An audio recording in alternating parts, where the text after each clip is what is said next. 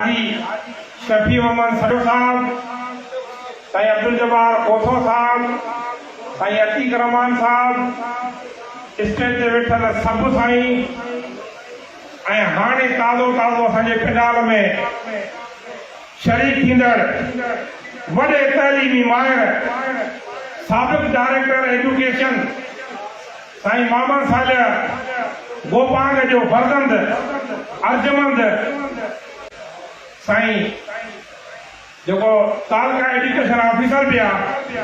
सभिनी दोस्तनि खे मुंहिंजो सलाम। दोस्तों, अॼोकी हिन पुरवकार तकरीब में घणा बहस मुबाहिसा थिया। मां अॻाणो बि उस्तादनि जे खादुम जी हैसियत में, उन्हनि जे नियाज़मत जी हैसियत में, उन्हनि जे नंढे भाउ जी हैसियत में सभिनी खे वेलकम बि चई ऐं स्टेज ते वेठल मान शख़्सियतनि खे सीस नवाए भेटा ॾेई। हाणे जेका मुंहिंजी लफ़्ज़ खुशाई हूंदी उहा मुख़्तसर हूंदी। असांजा महबूब, असांजा दोस्त, मुख़्तलिफ़ ज़िलनि जा सदर साहिबान, मुख़्तलिफ़ डिवीज़न जा सदर साहिबान मुख़्तलिफ़ ॻाल्हियूं करे विया आहिनि ऐं उन्हनि जे ख़ात्मे जी हैसियत में ज़रूरी थो सम्झां त उन्हनि खे उन्हनि जे छॾियल सवालनि जा जवाब ॾिजनि। दोस्तों, हीअ पेटीएम जी तंज़ीम त जेकॾहिं ॻाल्हाइजे त दावा सां थो चवां त हलंदड़ पेटीएम जे हिन दौर में को तालबाणीअ वारो शख़्स आहे ई कोन जेको असां सां पेटीएम ते ॻाल्हाए सघे। उन पैसनि में कोन था वञूं। पेटीएम में गुरूबंदी न हाजी शफी सचे करनी चाहिए, न उनजे करे दोस्तनि गुरूबंदी चाहिए आहे। असां तंज़ीमी माण्हू आहियूं। पेटीएम जी पहिरीं इलेक्शन असांखे इलेक्शन कमीशन जे तरफ़ां फातह करार ॾिनो वियो। दोस्त कोर्टनि में विया, रीपोलिंग जी ॻाल्हि थी, क़बूल कईसीं।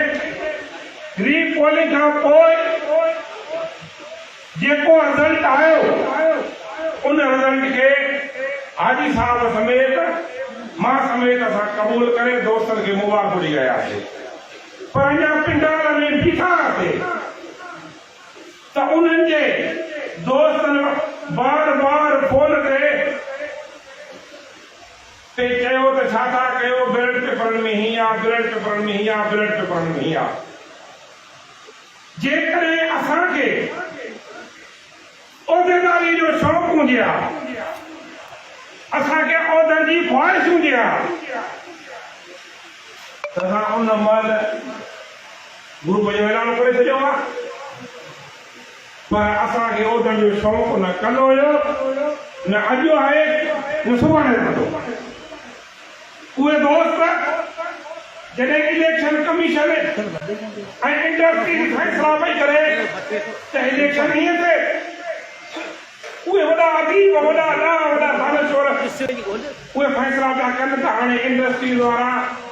ऐं इलेक्शन कमीशन वारा हाजी शफ़ीअ जे मुकमल तौर ते कंट्रोल में ऐं हाणे असां तंज़ीम थी था इलेक्शन करायूं। अफ़सोस सां चवणो थो पवे उहे माण्हू असां तंज़ीम था कनि त पेटीएम धराबंदी था कनि। असां साबित कदम रहिया आहियूं। असां दरख़्वास्त ॾिनीसीं बाबा शक शोबे जे लाइ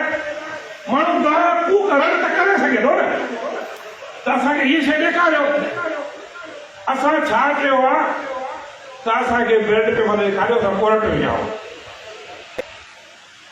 असां हीअं कोन चयो त हाजी शफी मोहम्मद सदर आहे, सिकंदर जो जनरल सेक्रेटरी आहे। हिन महिल ताईं कंहिं बि जाइ ते न सॾायो, न को हाजी सॾायो आहे, न को सिकंदर सॾायो आहे, न को अतीक सॾायो आहे, न को डॉक्टर सॾायो आहे। जेकॾहिं दोस्त हू हक़ ते हुजनि हा, सच ते हुजनि हा, बाबा वोट कागज़ ॾेखारण में छा आहे। मूंसां मुख़्तलिफ़ दोस्तनि ॻाल्हायो, मां दोस्तनि खे चयो बाबा असांखे वोट तव्हां न ॾेखारियो। जेके वर्किंग कमेटीअ में 5 दोस्त वेठा आहिनि, तव्हां वोट उन्हनि खे ॾेखारियो। दोस्तनि उन्हनि खे वोट कोन ॾेखारिया। वर्किंग कमेटी जा इजलास थींदा रहिया, दोस्तनि कमेटी ठाही त कमेटी वञे हाजी साहब और सिकंदर जे ग्रुप सां ॻाल्हाए। 5 दोस्त कमेटी में थिया। हिकिड़े दोस्त में हाजी शफी मोहम्मद सटे सां बाज़ाब्ता कोन ॻाल्हायो, सिकंदर सां कोन ॻाल्हायो, डॉक्टर सां कोन ॻाल्हायो, अतीक सां कोन ॻाल्हायो। पोइ हिकिड़ो कमेटीअ जो दोस्त चवे त असां बाज़ाब्ता कंहिं दोस्तनि सां ॻाल्हायो आहे ऐं दोस्तनि जे तरफ़ां असांखे वोट न मिली, असां लाइ उहा सज़ा मुक़ररु त जेका चोर जी सज़ा हुजे। असां लाइ कंहिं दोस्त कोन ॻाल्हायो, असां लाइ को दोस्त कोन मिलियो। फोन ते हिकिड़े ॾींहुं हिकिड़े दोस्त ॻाल्हायो, मां हुनखे चयो त तव्हां इजलास घुरायो, तव्हां जेके कमेटी में दोस्त आया आहियो, कमेटी वारा दोस्त कुल बेअख्तियार हो, बाअख्तियार थी तव्हां वेहो, फेसबुक ते लाइव रखो,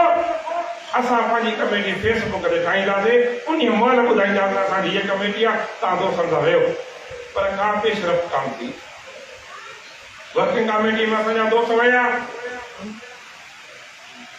असां सख़्तीअ सां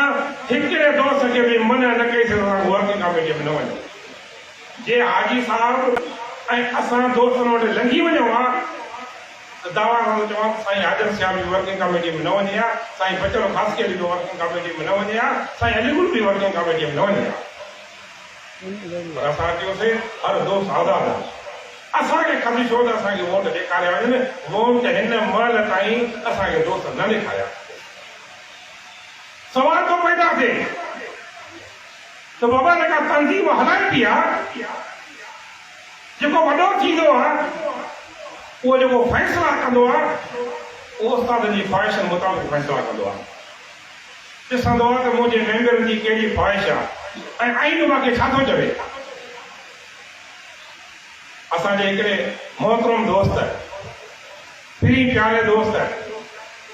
हथ ॿधी मुंहिंजे मौजूद महिमाननि खे गुज़ारिश थो करे त असांखे पंहिंजा दोस्त परिचाए ॾियो। बाबा रुठल कहिड़ा, कावड़ियल कहिड़ा, असां तव्हां सां मोहबत आहे कयूं, असां तव्हां सां मोहबत में इहा ॻाल्हि बि न कयूं त असांखे ख़दशो आहे, उहो असांजो तव्हां दूर कयो। मोहबत में असांखे एतिरो हक़ बि न आहे त तव्हां असांजो ख़दशो दूर कयो। अॼु असां तव्हां सां रुठल रहियासीं। वर्किंग कमेटीअ में फैसला थिया, कहिड़ा फैसला थिया, तव्हां असां सां ॻाल्हायो कोन। 38 लख तंज़ीम जा निकिरी विया, सिकंदर बि न आयो, मोहम्मद मूसा बि न आयो, हाजी साहब बि न आयो। बाबा जेका वर्किंग कमेटी तव्हां वटि वेठी, खुदा खे हाज़िर नाज़िर ॼाणे इहा गवाही ॾियो, तव्हांजी वर्किंग कमेटी को इन 38 लख जी कंहिं मंज़ूरी वरिती आहे? कंहिं बि 38 लखनि जी मंज़ूरी न आहे वरिती। अञा इल्ज़ाम असां ते आहे त हीअ तंज़ीम टोड़नि था। असां कल्ह बि तंज़ीम सां मोहबत कईसीं, अॼु बि तंज़ीम सां मोहबत था कयूं। दावा सां था चओ त तंज़ीम दोस्त हाजी शफी सटे जे ग्रुप खां वधीक को बि कोन्हे को, ऐसी तंज़ीम दोस्त आहे। असांखे तंज़ीम सां मोहबत आहे, असांखे तंज़ीम सां इश्क़ आहे। केरु तंज़ीम सां प्यार जी ॻाल्हि पुछे त असां खां पुछे, असांजे सीने खे चीरे ॾिसे त असां तंज़ीम लाइ कहिड़ी कहिड़ी क़ुर्बानी ॾिनियूं आहिनि। ये असां ग्रुप हलायो आहे, ग्रुप जी ॻाल्हि कयूं आहे। हिकिड़ो महीनो बि दोस्त पेटीअ जी क़यादत करे न सघंदा। तरतीबनि में पूरा हुजंदा, जेका बात को निकिरंदा, सुल्तान कोट में जी पहुचंदा, माण्हू हुननि खां पुछंदा त बाबा तव्हां उहिदेदार आहियो या न आहियो? सिकंदर जो तो ये तो प्रेस करे, हाजी शफी ये तो प्रेस करे, इन्हनि खे 1.5 महीने अंदरि तरतीबार करे त बदल करे छॾियो आहे। पर असां तंज़ीम जे वसी तर मुफ़ादनि जे ख़ातिर सिर्फ़ु असां टर्ब जी ॻाल्हि कईसीं, असां को बि ग्रुप कोन हलायोसीं। ये ग्रुप हलायो आहे त सेक्रेटरी जा दरबार जे लाइ बंदि हुजंदा,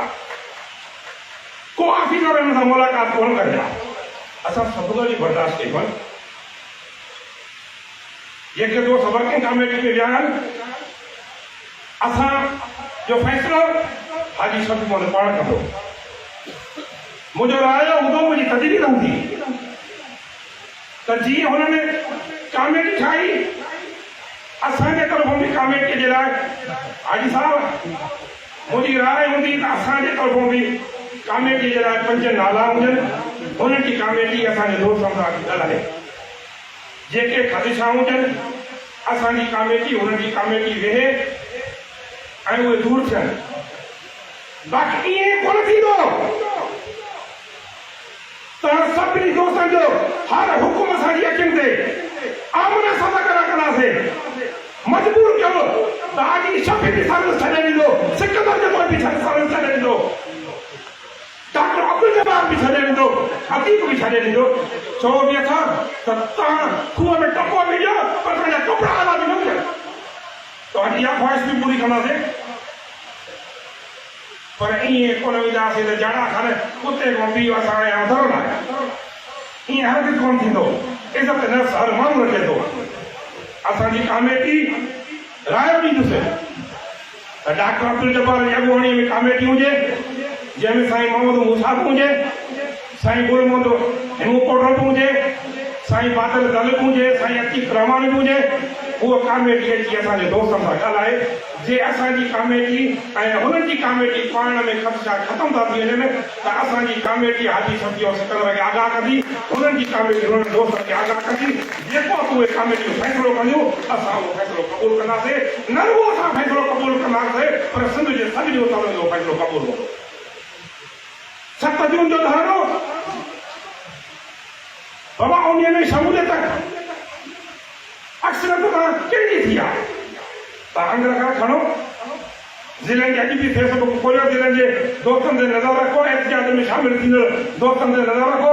हाजी शफ़ी साहब उन वक़्तु तबियत बि सही कान्हे कंडे खां निकितो सखरायो जेको शादी अदालत आई मुख़्तलिफ़ स्टाफनि जे ॿिजो दोस्तनि खे चवंदो आहे त 7 तारीख़ ते एहतिजाज में शिरकत करणी आहे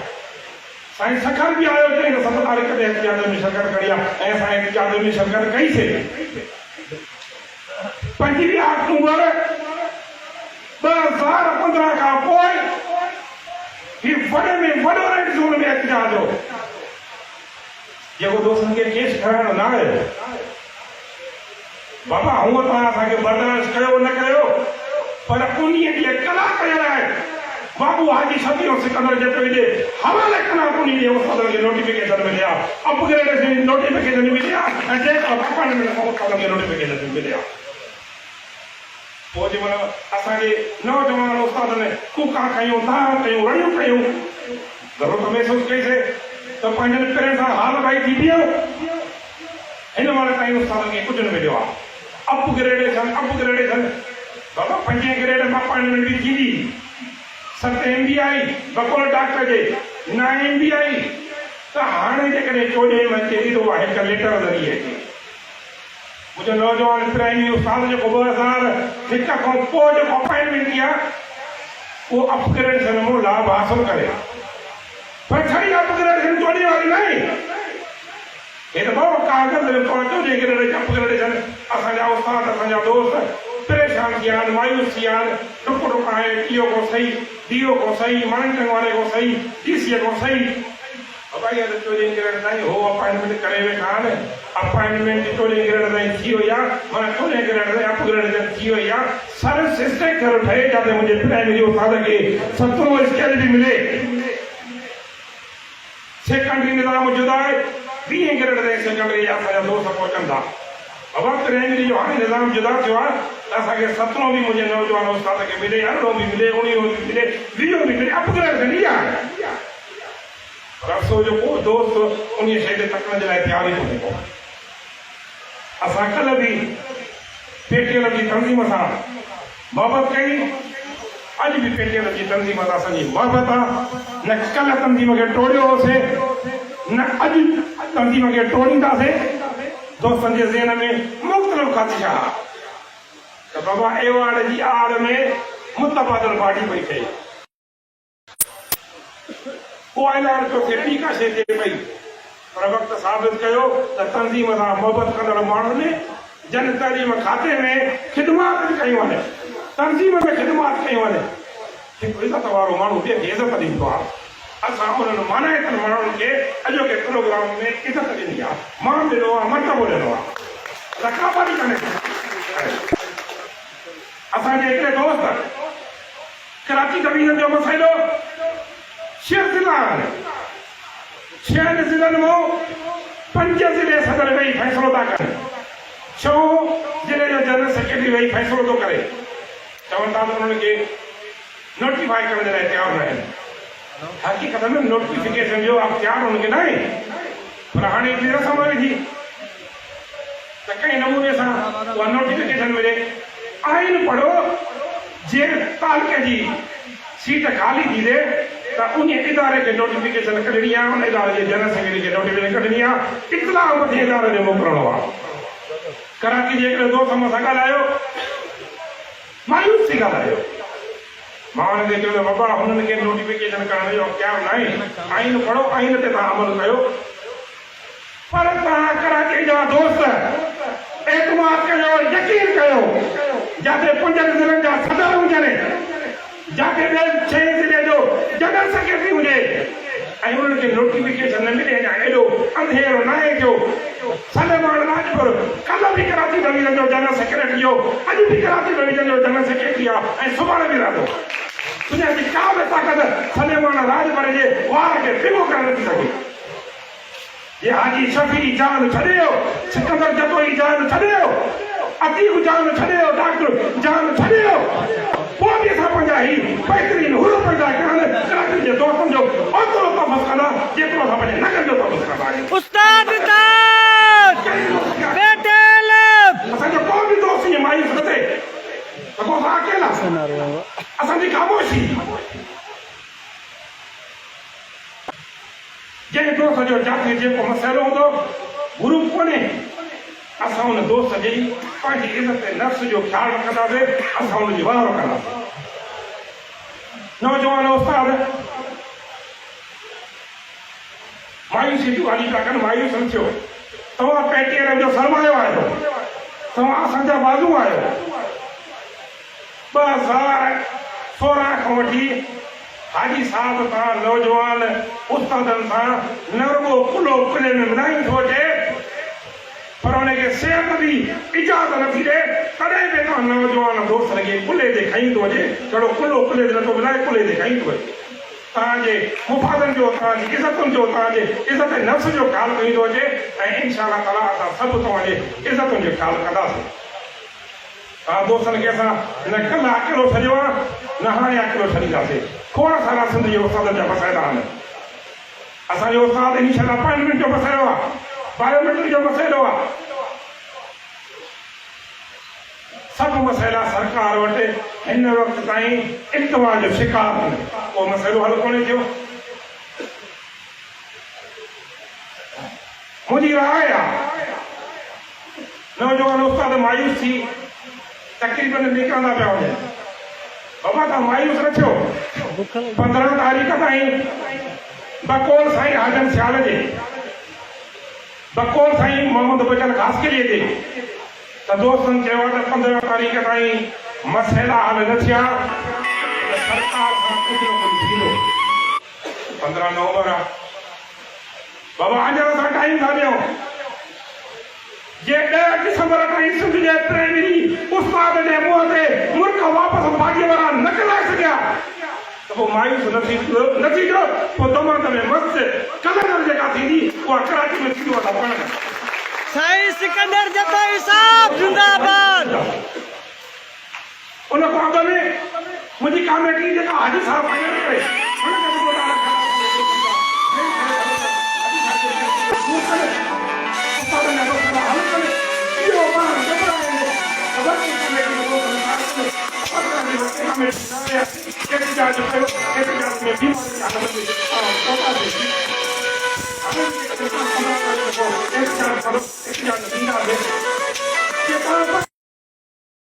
ये 15 न साईं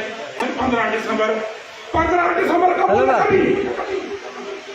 डेडलाइन आहे त हीअ जेका 15 तारीख़ वारी आहे ॾिसूं त उस्तादनि जे लाइ कहिड़ो ऐलान थो थिए अॼु बि सदर साहब जी सेक्रेटरी सां मुलाक़ात थी आहे ॾिसूं त कहिड़ी पेशरफ़्त थी थिए असां महसूसु कयोसीं त असांजे उस्तादनि सां सिर्फ़ु लोलीपॉप वारो कमु थो हले जलसे वारो कमु थो हले त सिंध जा उस्ताद